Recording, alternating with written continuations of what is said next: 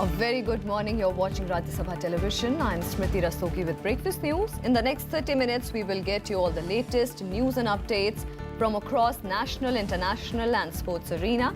But before that, a quick look at the top headlines.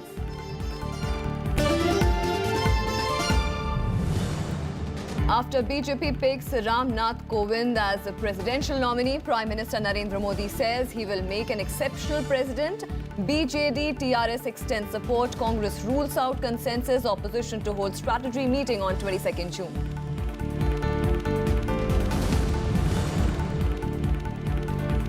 Darjeeling continues to be on the edge. National Highway 10 from Siliguri to Sikkim blocked sent Russia's 125 women security personnel to the hills.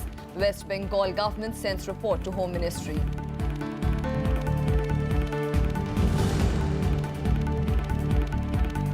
Prime Minister Narendra Modi, to begin two-day visit to Lucknow, will be the chief guest at the International Yoga Day event. UP Chief Minister Yogi Adityanath to attend as well.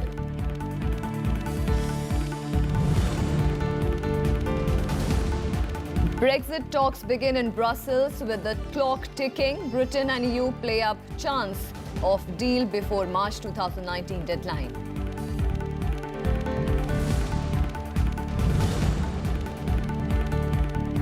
And after thrashing Pakistan, confident India eye Netherlands scalp in Hockey World League semi-final. India presently top Pool B. Netherlands are placed second.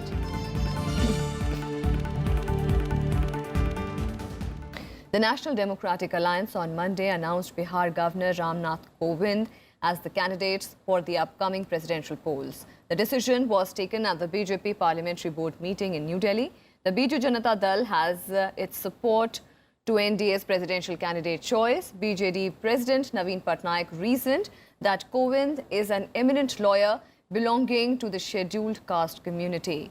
The Telangana Rashtriya Samiti has also appreciated the NDA's decision. The party said that Prime Minister Narendra Modi has chosen a patriot who has always wished good for the nation. The YSR Congress party in Andhra Pradesh has also assured BJP President Amit Shah of its support to Kovind. NDA's ally Shiv Sena is likely to announce its final decision on Ram Nath Kovind today. Meanwhile, Kovind has announced to meet leaders of major political parties today and seek their support to emerge as a consensus candidate for the coveted post. He met Prime Minister Narendra Modi and BJP chief Amit Shah after he arrived in the national capital from Patna on Monday. Bihar Governor and senior BJP leader Ram Nath Kovind will be NDA's candidate for the upcoming presidential election. The BJP Parliamentary Board, the party's highest decision-making body, took the decision on Monday. NDA के प्रत्याशी के रूप में आज Shri Ramnath Kovind governor Bihar का नाम तय किया गया है। नामांकन की तिथि तो रामनाथ जी से चर्चा कर तय करेंगे, मगर बड़ी जो अभी सोच बनी है 23 तारीख को नामांकन होने की संभावना है। Shah said the Prime Minister himself apprised Congress President Sonia Gandhi and former Prime Minister Manmohan Singh of the decision. He hoped all parties will support Kovind's candidature. नाम तय करने से पहले भी हमने देश के सभी राजनीतिक दलों से चर्चा की है। आज नाम तय करने के बाद एनडीए के सभी साथियों को भी सूचना की भी गई है, सूचना हो भी रही है। प्रधानमंत्री जी ने स्वयं कांग्रेस अध्यक्षा श्रीमती सोनिया जी से बात की है। Meanwhile, in a series of tweets, Prime Minister Narendra Modi expressed belief that Kovind will make an exceptional president and continue to be a strong voice for the poor, downtrodden and marginalized. 71-year-old Kovind is a Dalit leader from Kanpur Dihar district in Uttar Pradesh. He was a Rajya Sabha MP for 2 terms. Kovind is likely to file his papers for the presidential poll on June 23rd. The tenure of President Pranab Mukherjee ends on July 24th. The presidential election will be held on July 17th and the counting of votes will take place on July 20th. Pranav Goswami's report for Rajya Sabha TV. Meanwhile, the opposition parties have expressed mixed reactions to the NDA's choice for the presidential elections. The Congress claimed that the BJP's decision was unilateral. However, BSP chief Mayawati expressed support for Kovind's candidacy, although she expressed reservations about his ideological background. CPM leader Sitaram Yechury called the choice a political decision, while Trinamool Congress chief Mamata Banerjee said there were other noted Dalit leaders. Meanwhile, opposition parties are meeting on 22nd of June to discuss their options on the upcoming presidential elections. ये ठीक है कि सरकार ने कुछ लीडरों को और हमारे कांग्रेस प्रेसिडेंट और मनमोहन सिंह जी को टेलीफोन पे बताया, लेकिन सिर्फ निर्णय करने के बाद सिर्फ नाम बताया तो खाली वो तो निर्णय हो गया, तो उसमें आम सहमति की तो गुंजाइश रही नहीं। उन्होंने कहा कि हम जब तय करेंगे फिर आपसे सलाह मशवरा करने आएंगे। आज टेलीफोन आता है उनसे ये कहते हुए कि उन्होंने तय कर लिया, तो सलाह मशवरा का गुंजाइश तो छोड़ा नहीं। उन्हीं का प्रस्ताव था कि पहले कि वो जब तय करेंगे फिर वापस आएंगे विपक्ष के पास सलाह मशवरा करने। अब विपक्ष के पास वापस नहीं आए, घोषणा कर दी उन्होंने। अब अभी तो हम लोगों की भी बैठक होगी, सारे अपोजिशन की बैठक होगी और जो उनकी तरफ से नाम अनाउंस हुआ उस पर, उसके बाद हम लोग भी बैठ के इस पर विचार करेंगे क्या करना क्या नहीं करना। बीजेपी व इनके एनडीए ने अब इनको राष्ट्रपति पद के लिए अपना उम्मीदवार तय कर लिया है, तो ऐसी स्थिति में इनके दलित होने के नाते इनके प्रति हमारी पार्टी का स्टैंड नकारात्मक तो नहीं हो सकता है, अर्थात सकारात्मक ही रहेगा। आदर्श रूप में संबंध होना चाहिए, उस प्रकार का संबंध उन्होंने निभाया। इस बात को हम सब हमेशा याद रखेंगे और ये प्रसन्नता की बात है। Prime Minister Narendra Modi will today arrive in Lucknow on a two-day visit, where the main event on the International Yoga Day will be hosted on Wednesday. He will be the chief guest at the International Yoga Day event at Ramabai Ambedkar Maidan in Lucknow. Uttar Pradesh Chief Minister Yogi Adityanath will also be participating in the event, along with around 55,000 people. Prime Minister Narendra Modi's call about the International Yoga Day. The United Nations General Assembly declared in December 2014 that June 21st would be observed as the International Yoga Day every year.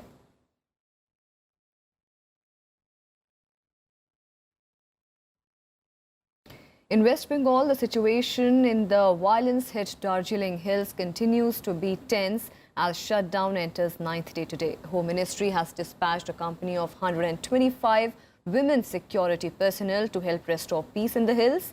West Bengal Chief Minister Mamata Banerjee, meanwhile, urged all concerned parties and stakeholders to attend an all-party meeting called by the state government on 22nd June in Siliguri. The situation in the violence-hit Darjeeling Hills continues to remain tense as the Gorkha Janmukti Morcha sponsored indefinite strike enters 9th day on Tuesday. An uneasy calm and uncertainty prevailed across most of the hill district on Monday, but the region did witness few incidents of violence. GGM supporters held a march and burnt effigies of Chief Minister Mamata Banerjee for rejecting their demand for a separate state. The GGM has called an all-party meeting on Tuesday to discuss the next course of action. Gorkhaland के लिए तो सबको बंद होना चाहिए, घर सब बंद होना चाहिए, दिन को भी रात होना चाहिए, तब जाके गोरखालैंड होगा। गोरखालैंड जब तक नहीं होगा हम लोग का दार्जिलिंग ऐसा ही रहेगा। West Bengal Chief Minister Mamata Banerjee called for peace in the region and asked the protesters not to resort to violence. Banerjee also urged all the concerned parties and stakeholders to attend an all-party meeting called by the state government in Siliguri on 22nd June to discuss the situation. The GJM on Saturday had ruled out any discussion with the West Bengal government. সারা ভারতবর্ষ সব caste Creed সব জাতি আছে, সুতরাং এটা ওরা যেটা জাতি দাঙ্গার পথে নিয়ে যাচ্ছে এটা ঠিক হচ্ছে না। কারণ আমার কাছে পাহাড়ি এবং বাঙালির মধ্যে কোনো তফাৎ নেই, আমরা সবাই একসাথে কাজ করি, সুতরাং এটা আগুন নিয়ে খেলা না করে শান্তি রক্ষা করা উচিত বলেই মনে করি। Protesters also blocked the National Highway 31A and National Highway 10 at some places, blocking the movement of vehicles from Siliguri to Darjeeling. Many tourists were forced to return due to the agitation. Sikkim government has requested the West Bengal counterpart to provide security to vehicles passing through Darjeeling district in view of the GJM agitation. अब हम जब यहाँ पर आए हैं, दिल्ली हमारा वापसी का परसों का हमारा टिकट है और यहाँ से कोई नीचे सिलीगुड़ी हमें जाना है, कोई सेवा नहीं है, कोई कन्वेंस नहीं है यहाँ पर, तो अब हम लोग परेशान हैं। सुबह 4 बजे से यहाँ पर बैठे हुए हैं। In view of the growing tension in the region, Home Ministry has dispatched a company of 125 women security personnel to help restore peace in the hills. The West Bengal government has sent a report on the ongoing violence to the Home Ministry and demanded 250 paramilitary personnel. The state government's report is under examination of the ministry. Meanwhile, internet services remained suspended for the second day on Monday. Bureau Report, Rajya Sabha TV. With the farmer situation in focus, the Punjab government on Monday announced total waiver of crop loans to 2 lakh rupees of small and marginal farmers and a flat 2 lakh rupees relief for all marginal farmers, irrespective of the loan amount. The announcement has thus paved way for eventual total waiver of agricultural debts, which was a major poll promise of the Congress during the Punjab Assembly polls. Speaking at the Punjab Assembly, Chief Minister Captain Amrinder Singh noted that the move would benefit 10.25 lakh farmers, including 8.75 lakh farmers up to 5 acres of land. Total borrowing small and marginal farmers comes to therefore 13 lakhs.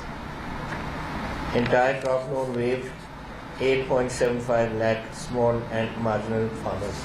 Total waiver, 100% waiver. And to the remaining 1.5 lakh farmers, we are giving 2 lakhs per farmer. And total number of farmer households covered by debt waivers 10.25 as against 18.50. The first meeting of the Maharashtra State Appointed Committee to decide the criteria of farm debt relief remained inconclusive as farmer leaders demanded loan waiver to all cultivators. They sought changes in the criteria fixed for providing 10,000 rupees initial help. This was after the Maharashtra government's implementation of the initial loan assistance scheme started on Monday with disbursal of an advance of 10,000 rupees to farmers to help them with sowing operations. Meanwhile, unhappy with the Rajasthan government overhandling of farmers' issue in the state, the Bharatiya Kisan Sangh has declared to launch a statewide agitation against the government, following which all the farmer markets will be shut. They are also demanding a loan waiver for their produce. In Madhya Pradesh, 3 farmers allegedly ended their lives in the past 24 hours due to distress over debts. This has taken the total number of farmers' suicides in the state since June 8th to 15. In Assam, over 60,000 people are affected in recent surge of waters in 6 districts. Chief Minister Sarbanand Sonowal has reviewed the flood preparedness in Guwahati. He also instructed the deputy commissioners in the affected districts to reach out to the people. The Chief Minister further stressed on timely payment of ex gratia amount to the families of flood victims within 48 hours. Flood and erosion breached river embankments and also damaged roads in several districts, causing problems in vehicle movement. Around 3,000 flood-hit people have taken shelter at several relief camps in Sonitpur district. Temperatures a dip in Haryana and Punjab as rains lashed many parts of the 2 states. As per the Met Department, the maximum temperature in Chandigarh settled at 35.5 degrees Celsius, 3 notches below normal limits. In Punjab, Amritsar was lashed by 20 millimeters rain and the maximum temperature in the city settled at 36.4 degrees Celsius, 2 notches below the normal limits. In Haryana, Karnal, which received light rain, recorded a high of 32.8 degrees Celsius, 5 notches below the normal limits. Heavy rains lashed several parts of Uttarakhand, bringing much needed relief to people. As per the Met Department, Dehradun received 60 millimeters of rains accompanied by winds, which led to a drop of 1 degree in the temperature. Most places in Nainital, Chamoli, Rudraprayag and Pithoragarh districts have also received showers. And a look at all the other national developments and nationwide. Nearly 150 cases of chikungunya have been reported in Delhi this year. As per a municipal report, 87 cases of dengue have been reported till June 17th, while 8 cases were recorded in May. Chief Minister Arvind Kejriwal has directed the authorities to make a comprehensive plan in the matter to keep a tab on the mosquito breeding and carry out regular monitoring.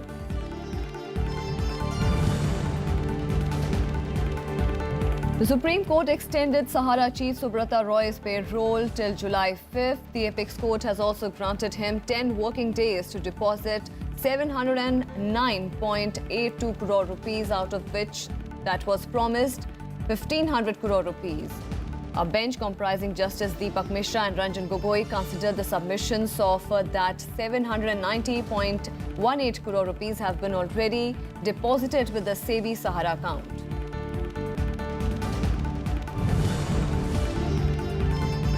CBI team visited Jawaharlal Nehru University to probe the disappearance of Najib Ahmed, a student who went missing from his hostel on 16th of October 2016.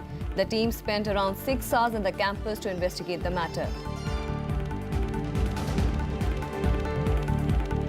India's Mars orbiter mission, popularly known as MOM or Mangalyaan, completes 1,000 Earth days in its orbit today. The interplanetary mission of ISRO was launched on 5th November 2013 and was inserted into Martian orbit on 24th September 2014 in its first attempt. The Mars orbiter mission is credited with many laurels like cost effectiveness, short period of realization and miniaturization of payloads. The Mars color camera has produced more than 715 images so far. Mangalyaan is in good health and continues to work as expected. And with that, time for a very short break. More news and updates on the other side. Stay with us.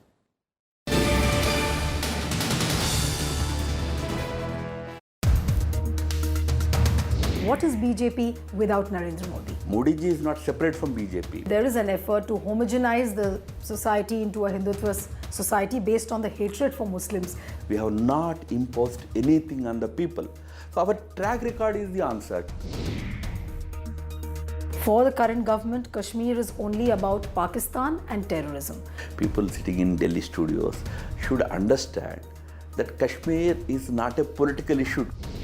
Watch to the point with National General Secretary of BJP, Ram Madhav, only on Rajya Sabha television.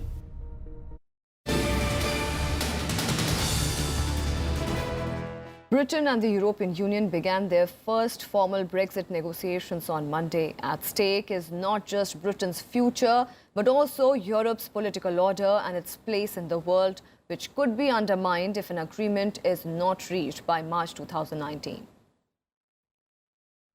Brexit talks began in Brussels on Monday, with British and EU Brexit negotiators agreeing how to organise talks on Britain's divorce. The two sides stressed goodwill, but also a tight deadline. And I've been encouraged by the constructive approach that both sides have taken. We've laid a solid foundation for future discussions with an ambitious but eminently achievable timetable. It was clear from the opening that both of us want to achieve the best possible outcome and the strongest possible partnership, one that works for the UK and for the EU. EU insists that London must pull out of the bloc in an orderly way. It says the clock was ticking and hence issues must be tackled in priority for what is scheduled to be a 2-year negotiation before Britain leaves the EU. The European Union says the negotiations must first focus on 3 key divorce issues and then move on to the future EU-UK relationship and a possible trade deal. It says it was important to tackle uncertainties caused by Brexit. Our objective is to agree on the main principles of the key challenges for the UK's withdrawals as soon as possible. This includes citizens' rights, the single financial settlement, and the question of the borders, in particular in Ireland. The European Council, under the chairmanship of the President Tusk, can then decide on whether we can show sufficient progress or not, and we can move to scoping the future relationship on trade and other matters. The negotiating groups will address issues like citizens' rights, finances and other technical matters which must be resolved to avoid a messy limbo after Brexit. The officials will also take up the issue of possible impact on the open border between Northern Ireland and the Republic. British Prime Minister Theresa May herself will be in Brussels on Thursday and Friday for a regular summit with fellow EU leaders. I think the whole process will lead to a happy resolution that will, I think, can be done with profit and with honour for both sides, and that's what we're aiming for. The talks began almost a year to the day after the Britain shocked Europe by voting to cut loose from the 28-nation EU, its biggest market. May officially triggered the two-year Brexit process in March. She then announced fresh elections to give her authority to push through a Brexit deal. But instead, she lost her parliamentary majority, putting that hardline approach in doubt. Bureau Report, Rajya Sabha TV. A man from Cardiff is believed to be responsible for a terrorist attack that left one person dead and 11 injured near a mosque in North London. 47-year-old Darren Osborne was driving the van that ploughed into a group of worshippers on Monday. Father of four, Osborne is alleged to have shouted, "I want to kill all Muslims," before he went on killing spree in Finsbury Park. Osborne has been held on suspicion of attempted murder and alleged terror offences. His family says it was shocked and devastated. Security Minister Ben Wallace said that suspect was not known to the security services and was believed to have acted alone. Meanwhile, Britain's Prime Minister Theresa May was heckled during her visit to North London Mosque. Police chief, predecessor and faith leaders are among those who took part in the vigil on Monday night. It is the fourth terror attack in UK in 3 months after incidents in Westminster, Manchester and London Bridge. We have a number of people in hospital whose lives are turned upside down. We have one person who has died, and as you are aware, a man has been arrested. This was quite clearly an attack on Muslims who looked like they were probably Muslims and they were coming from a prayer meeting. We treat this as a terrorist attack. This attack behind me on Seven Sisters, the attack in Manchester, the attack on London Bridge, the attack on Westminster Bridge are all an attack on our shared values of tolerance and freedom and respect. And we will not allow these terrorists to succeed. And let's take a look at more developments from across the world in World Wrap.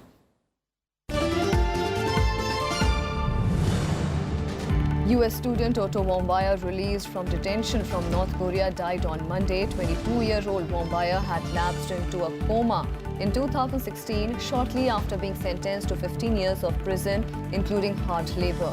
His family claims that the deceased was brutalized and terrorized by Pyongyang government.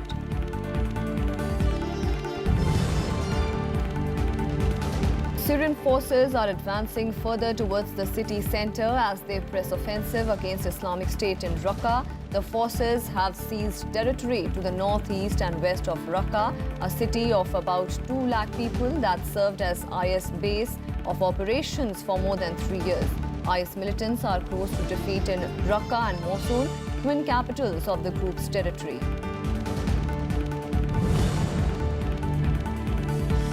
Al-Qaeda-linked jihadist alliance has claimed responsibility for the recent attack in Mali. In a statement, the group, a fusion of jihadist groups with previous links to Al-Qaeda, said 3 of their martyrs had killed Westerners in an assault on a resort near capital of Mali. 5 people, including members of a European Union mission to the country, were killed and more than 30 were injured in the attack.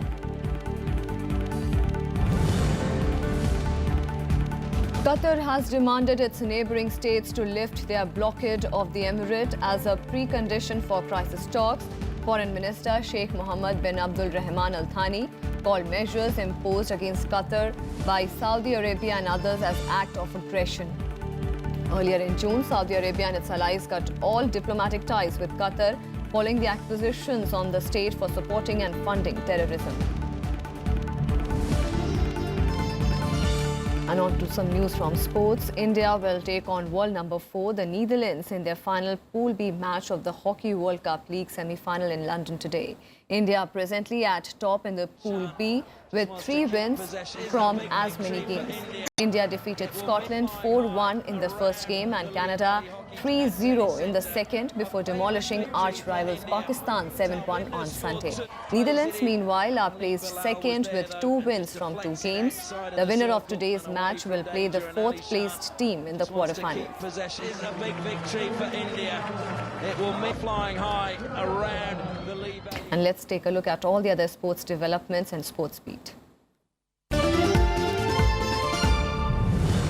Champions Trophy finalist India maintained number 3 position in the ODI rankings. Indian opener Rohit Sharma, who scored 123 not out in the semi-finals, gained 3 slots to reach 10th position, while pace bowlers Bhuvneshwar Kumar moved up to 4 places to join 19th.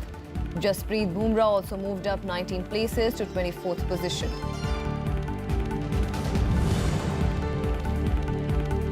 The Indian Wushu team bagged 6 medals, including 2 gold at the BRICS Games in Guangzhou, China. Indian players gave tough competition to Wushu strongholds China and Russia. In the 2 days of Wushu events, the team won 2 gold, 2 silver and as many bronze medals in the 5-nation Wushu event.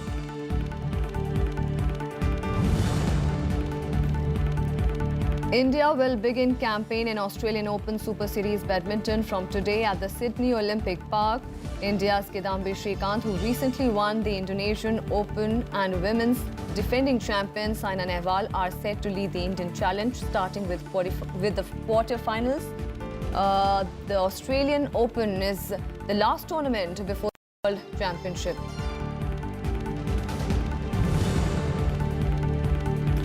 Dominic Thiem made it into the second round of the Gary Weber Open Tennis in LA on Monday with a 7-5, 6-3 victory over Germany's Maximilian Marterer. Thiem will next face the winner of the match between Spain's David Ferrer and Dutchman Robin Haase. Frenchman Richard Gasquet also advanced to the next round with win against the compatriot Gael Monfils in their first round match. And that's all we have for you in this edition of Breakfast News. Keep watching Rajya Sabha television.